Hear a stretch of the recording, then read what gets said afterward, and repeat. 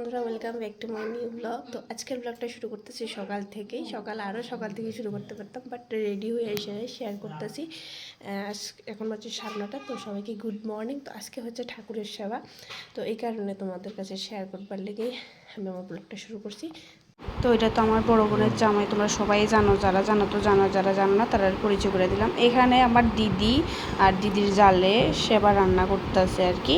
তো যাই হোক, তারা খুব কাজে বিজি আছে এখন, তারা একটু ক্লিপ তুলে নিলাম আর কি।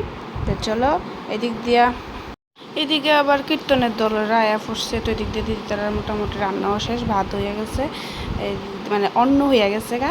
আর এতে এঁচড়ের তরকারি দিয়েছে, মানে কাঁঠালের এঁচড় রান্না হয়ে যেতেছে গা। তো মোটামুটি শেষ। এখন আইতেছে গুরুদেবে, মানে ঘরে পূজা করে আইছে হচ্ছে গুরুদেব। তারপরে যেটা নিয়ম নিষ্ঠা যেটা হয় আর কি, তো সবটা আর আমি বুঝি না।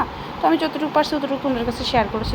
যারা বুঝো তো বুঝো, আর যারা বুঝো না তারা তো আমার মতন, আমিও সব বুঝি না। তো যাই হোক, এখানে কীর্তনও চলতেছে। তো এলিগা ভয়েস ওভার দিতেছে, অনেক লোক টোক আইছে, সবাই কীর্তন শুনতেছে। তো